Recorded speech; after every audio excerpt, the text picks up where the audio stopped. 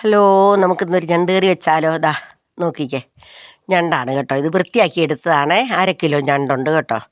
പിന്നെ അതിനരയ്ക്കേണ്ട അരയ്ക്കാനുള്ള സാധനങ്ങളായി കാണിക്കുന്നത്: തേങ്ങ, മുളക് പൊടി, ഇത് മസാലകൾ, ഇത് മല്ലിപ്പൊടി. മസാലക്കൂട്ടിൽ എന്തെല്ലാം ഉണ്ടെന്ന് വെച്ച് കഴിഞ്ഞാൽ കുരുമുളക്, ഇതുകൊണ്ട് പറയും, ഇത് സബോളയും പച്ചമുളകും അരിഞ്ഞതാണ് കേട്ടോ, ഇഞ്ചിയും, ഇത് തക്കാളി. മസാലക്കൂട്ടിലുള്ളത് സാധനങ്ങൾ പറഞ്ഞു തരാം. ഉലുവ, കുരുമുളക്, കറുകപ്പട്ട, ഗ്രാമ്പു, ഇത്രയും. പെരുംജീരകം ചേർത്തിട്ടില്ല കേട്ടോ. ഇത്രയും സാധനം. ഇനി നമുക്ക് ഈ തേങ്ങ ഒന്ന് വറുത്തെടുക്കാം. ഈ തേങ്ങ വറുക്കുന്നതിനൊരു പ്രത്യേകതയുണ്ട്. സാധാരണ നമ്മൾ വറുത്തരയ്ക്കുന്ന അത്രയും മൂക്കാൻ പാടില്ല തേങ്ങ. അത്രയും മൂത്താൽ നമുക്ക് അതൊരു തീയലിൻ്റെ ഇതിൽ വരും. അതങ്ങനെ വരാൻ പാടില്ല.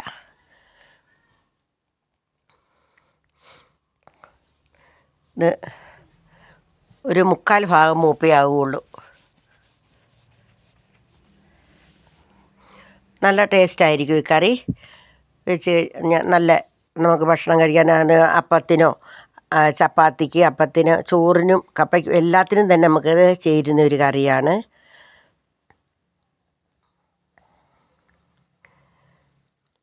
ഇതൊരു നല്ലോണം മൂത്ത് വരണം. ഇത് അധികം ഒരുപാട് ഫ്ലെയിം കൂട്ടി വെക്കാതെയാണ് ഇട്ട് വറുക്കുന്നത്. ഇനി നമുക്കിതിലൊരു കാര്യം ചെയ്തേക്കാം. ഈ സാധനങ്ങളും കൂടെ അതിനകത്തേക്ക് ചേർത്തേക്കാം. അതായത് കുരുമുളക്, ഗ്രാമ്പൂ, കറുകപ്പട്ട, ഉലുവ, ഇത്രയും സാധനങ്ങൾ നമുക്ക് അതിനകത്തേക്ക് ചേർത്തേക്കാം. ഇത്രയും സാധനങ്ങളുള്ള അത് നമുക്ക് ചേർത്തേക്കാം. ചേർത്തിട്ടത് ഇതെല്ലാം കൂടെ ഒന്നിച്ച് കിടന്ന് മൂത്ത് വരട്ടെ. നമ്മൾ ഉള്ളി, ഇഞ്ചി, വെളുത്തുള്ളി, പച്ചമുളക് ഇതെല്ലാം അരിഞ്ഞു വെച്ചിട്ടുണ്ട്. അത് നല്ലപോലെ വഴറ്റിയാണ് നമ്മൾ എടുക്കുന്നത്. അത് കൊണ്ടാണ്. അല്ലെങ്കിൽ ഇതിനകത്ത് ചെറിയുള്ളിയും വെളുത്തുള്ളിയും നമ്മൾ ഈ വറുക്കുന്നതിൻ്റെ കൂടെ ചേർത്ത് നമുക്ക് വറുത്തരയ്ക്കാൻ കഴിയും. അങ്ങനെയും ചെയ്യാം. അപ്പം ഇത് നമ്മൾ വേറെ വഴറ്റുന്നത് കൊണ്ട് അതിൻ്റെ ആവശ്യമില്ല.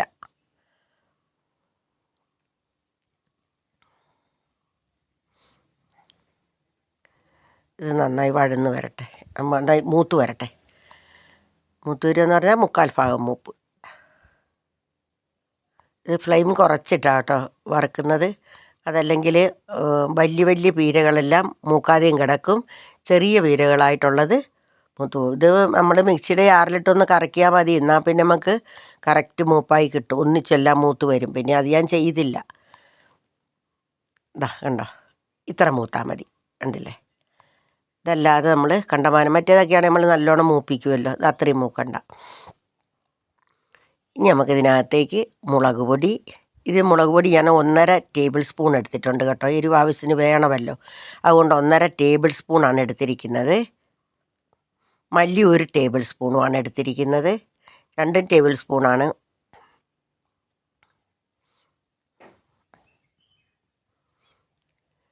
ഞണ്ടിനൊരു എരിവില്ലെങ്കിൽ കറിക്കൊരു മധുരമായിരിക്കും. അതുകൊണ്ടിട്ടാണ് അങ്ങനെ മുളക് പൊടി കുറച്ച് കൂടുതൽ ചേർത്തിരിക്കുന്നത്. മാത്രമല്ല, ആവശ്യത്തിന് ഞണ്ടിന് നമ്മൾ അരപ്പുകൾ ചേർത്തില്ല എങ്കിൽ ഞണ്ട് പിറ്റേ ദിവസം നമ്മൾ ആ കറി എടുത്ത് നോക്കുമ്പോൾ അതിനകത്തൊരു പത വന്ന പോലെ ഇരിക്കും. അങ്ങനെ വരാൻ പാടില്ല. ആവശ്യത്തിനുള്ള എരിവ് ചേർത്തിരിക്കണം. ആ എരിവ് കുറഞ്ഞാൽ തീർച്ചയായിട്ടും ആ കറി പിറ്റേ ദിവസം എടുക്കുമ്പം പതഞ്ഞിരിക്കും. അങ്ങനെ വരാതിരിക്കണമെങ്കിൽ നമുക്ക് ആവശ്യത്തിന് എരിവ് ചേർക്കണം. ആ കറി എത്ര ഇരുന്നാലും ഒരു കേടും വരുത്തില്ല. ഉണ്ടോ? ആ മുളക് പൊടിയും മല്ലിപ്പൊടിയും ഇവിടെ ഇട്ടിട്ടാണ് നമ്മളതങ്ങ് മൂപ്പിച്ചെടുത്തത്. ഇത്രയും മൂത്താൽ മതി.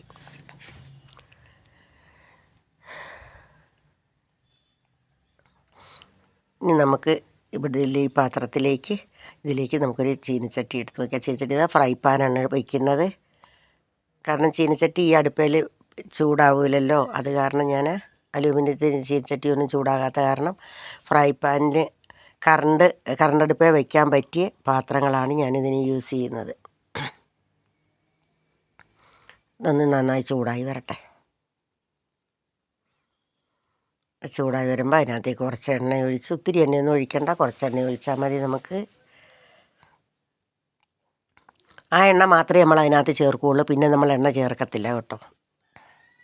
പിന്നെ ഇങ്ങനെ വറവിട്ടൊന്നും എണ്ണ ചേർക്കുന്നില്ല.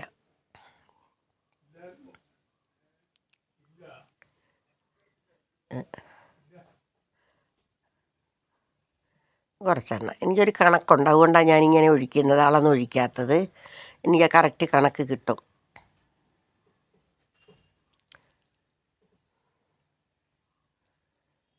ഇതിനകത്തേക്ക് നമ്മൾ പച്ചമുളക്, സവോള, ഇഞ്ചി, വെളുത്തുള്ളി എല്ലാം അരിഞ്ഞ് വെച്ചത് ഇട്ട് വഴറ്റുക.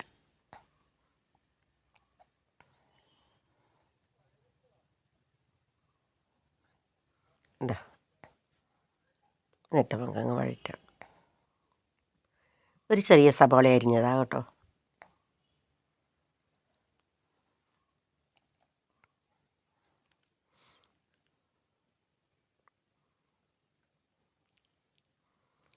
ഇത് നന്നായി വഴന്ന് വരണം. അപ്പം ഞാൻ 2-3 ദിവസമായിട്ട് ഇത് റെസിപ്പി ഒന്നും ഇടുന്നില്ലായിരുന്നു. ഇന്നിപ്പം ഞാൻ ഇടുകയാണ്. ശകലം ഉപ്പിട്ട് കഴിഞ്ഞാൽ പെട്ടെന്ന് ആ ഉള്ളി വഴന്ന് വരും. അതിന് വേണ്ടിയിട്ടാണ് ഉപ്പിടുന്നത്. അപ്പം എനിക്ക് സബ്സ്ക്രൈബ് ചെയ്യാത്തവർ സബ്സ്ക്രൈബ് ചെയ്യണം, ലൈക്ക് ചെയ്യണം, ഷെയർ ചെയ്യണം. നിങ്ങളുടെ കമൻറ്റുകൾ കമൻറ്റ് ബോക്സിൽ നിങ്ങൾ കൊടുക്കണം.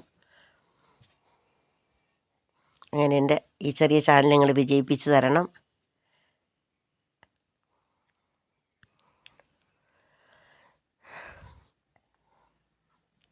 ഇതൊന്നും വഴന്ന് വരണം. ഞണ്ട് കറി പല രീതിയിൽ വയ്ക്കാം കേട്ടോ. ഇപ്പോൾ ഇതിലൊരു രീതിയാണിത്. ഞാൻ വേറുള്ള രീതികൾ കാണിച്ചു തരാം. ഞണ്ട് വരട്ടുന്നുണ്ട്. ഇതിപ്പം ഞണ്ട് സാധാരണ ഒരു കറി ആണ്, ഒരു മപ്പാസിൻ്റെ ഒരു സ്റ്റൈലിലാണ് ഇപ്പം നമ്മളിത് വയ്ക്കുന്നത്.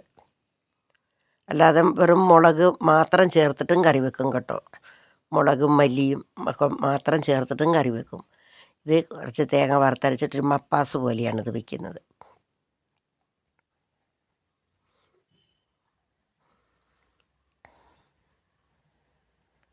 ഞണ്ട് ഒരുപാട് കാൽസ്യമുള്ള സാധനമാണ്. ഞണ്ട് ഉപയോഗിക്കണം എല്ലാവരും തന്നെ. നമ്മുടെ പല്ലിന്, കണ്ണിന്, നഖത്തിനും ഒക്കെ തന്നെ ഞണ്ട് വളരെ ഗുണം ചെയ്യുന്നതാണ്. ചിലരൊന്നും ഞണ്ട് ഉപയോഗിക്കാറില്ല, പക്ഷേ ഞണ്ട് ഉപയോഗിക്കണം. അതേപോലെ തന്നെ ഞണ്ട് നന്നായി കറി വെച്ച് ഉപയോഗിച്ചില്ലെങ്കിൽ വയറ്റിളക്കം വരികയും ചെയ്യും. അതും പറയാം. ഇങ്ങനെ കാരണം കാൽസ്യം കൂടുതലുള്ള സാധനമാണ്.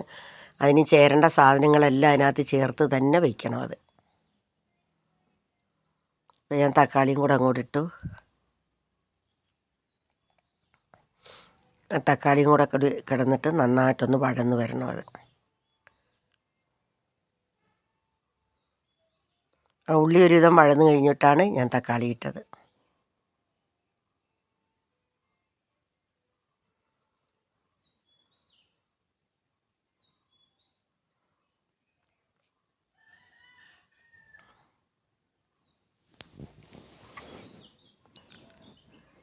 ഇത് നന്നായി വഴന്ന് വരണം.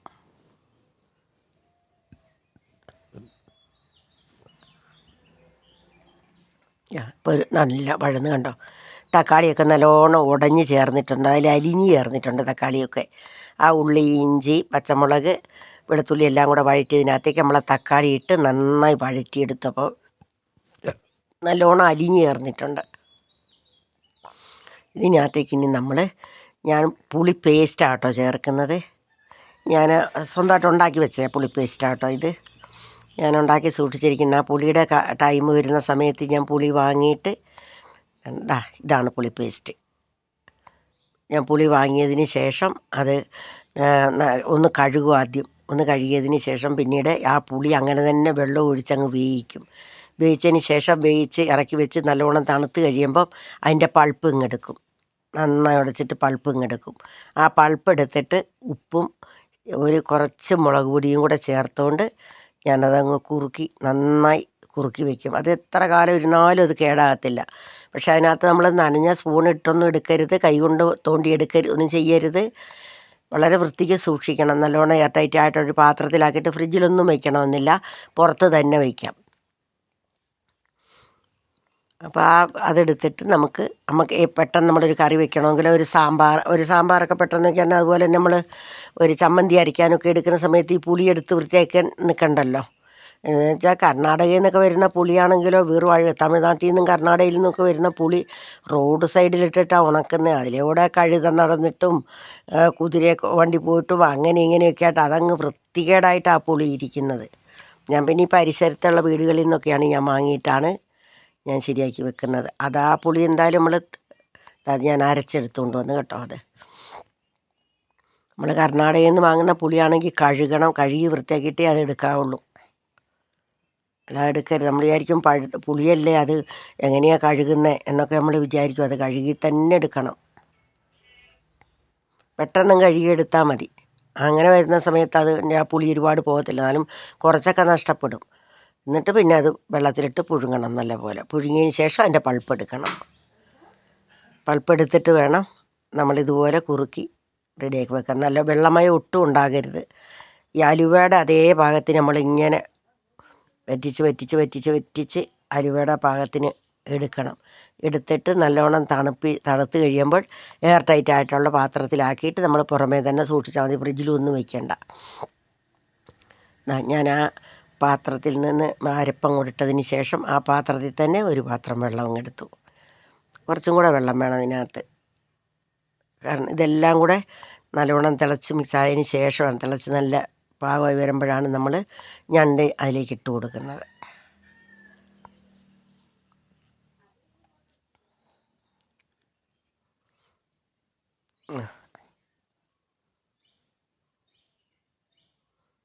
മഞ്ഞൾപ്പൊടി ചേർത്തിട്ടുണ്ട്. ഇനി അത് കളറ് നോക്കിയതിന് ശേഷം കളർ പോരെങ്കിൽ ഞാൻ കുറച്ചും കൂടെ ചേർക്കും. മഞ്ഞൾപ്പൊടി ചേർത്തതാണ്. അതുപോലെ ഇത് വഴറ്റിയ സമയത്ത് ഞാൻ ഉപ്പിട്ടിട്ടുണ്ട്. അപ്പോൾ ഉപ്പും നോക്കിയതിന് ശേഷം ഇച്ചിരി ചേർക്കാമെന്ന് ഓർത്തായിരുന്നു ഞാൻ നിന്ന്. ഉപ്പ് നമ്മൾ ഒരു കാരണവശാലും കറിക്ക് കൂടിപ്പോരുത്. കുറഞ്ഞ് നിന്നാൽ നമുക്ക് ചേർക്കാൻ പറ്റും. കൂടിപ്പോയാൽ പിന്നെ നമുക്ക് ബുദ്ധിമുട്ടാണ്. പക്ഷെ നമുക്ക് കുറയ്ക്കാൻ കഴിയും. എന്നിരുന്നാലും അത് ബുദ്ധിമുട്ട് തന്നെയാണ്. ഇപ്പോഴെല്ലാവർക്കും പ്രഷറും അസുഖമൊക്കെ ഉള്ളവരല്ലേ. അപ്പോൾ അതുകൊണ്ട് എപ്പോഴും നമ്മൾ ഉപ്പ് കുറച്ച് ഉപയോഗിക്കുക.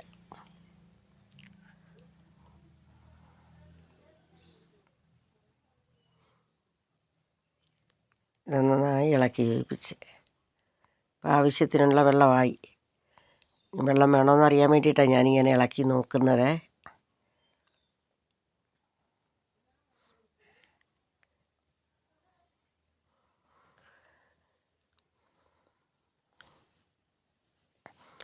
ഞണ്ട് വാങ്ങുന്നതിൽ നമ്മൾ ശ്രദ്ധിക്കാനുണ്ട് കേട്ടോ. കറുത്ത പക്കത്തിൽ ഞണ്ട് മാത്രമേ നന്നാവുകയുള്ളൂ. അല്ലാത്തതിനകത്ത് ഇറച്ചിയുണ്ട്. ഈ ഞണ്ടിനകത്ത് നല്ലപോലെ ഇറച്ചിയുണ്ട്. ഞാൻ ഇത് വാങ്ങാൻ വേണ്ടിയിട്ട് വാവ് കഴിയാൻ വേണ്ടി കാത്തിരിക്കുകയായിരുന്നു. വാവ് കഴിഞ്ഞതിന് ശേഷമാണ് ഞാനിത് വാങ്ങുന്നത്. പക്കം മൂത്തതിന് ശേഷം മാത്രമേ ഞണ്ട് വാങ്ങാവുള്ളൂ. കുറച്ച് ഉപ്പ് വേണമായിരുന്നു, അതുകൊണ്ട് ഞാൻ കുറച്ചും കൂടെ ഉപ്പിട്ടതാണ്. കറിക്ക് പാകത്തിന് ഉപ്പും പുളിയും എല്ലാ സാധനങ്ങളും നന്നായി ചേർന്നതിന് ശേഷം വേണം. അപ്പോൾ നമ്മളത് ഇതിടാൻ ഞാൻ ഞണ്ടിടാൻ പോവുകയാണ്. ഇതിലേക്ക് നമുക്ക് ആ ഞണ്ടും കൂടെ ചേർത്ത് കഴിഞ്ഞ് നന്നായി വേകണം. ഞണ്ട് ഞാൻ വൃത്തിയാക്കി വെച്ചതായിരുന്നു. അതിൻ്റെ പുറന്തോടൊക്കെ കളഞ്ഞ് അകത്ത് അതിൻ്റെ ആ ഒരു പൂവൊക്കെ ഉണ്ട്, അതെല്ലാം കളഞ്ഞ് വൃത്തിയാക്കി എടുക്കണം. അങ്ങനെ എടുത്താൽ ഞണ്ടായത്. അതങ്ങനെയൊക്കെ കാണിച്ചാൽ ഒരുപാട് നേരം പോകുന്നതിനാണ്. നിങ്ങൾക്ക് ബോറടിക്കേണ്ടെന്ന് കരുതിയാണ്. കറിയായിട്ടുണ്ട്. വെന്ത് നന്നായി കുറുകിയിട്ടുണ്ട്. നല്ലൊരു മണമുണ്ട്. നല്ല ടേസ്റ്റാണ്. ഞാൻ നിർത്തുന്നു. നന്ദി, നമസ്കാരം.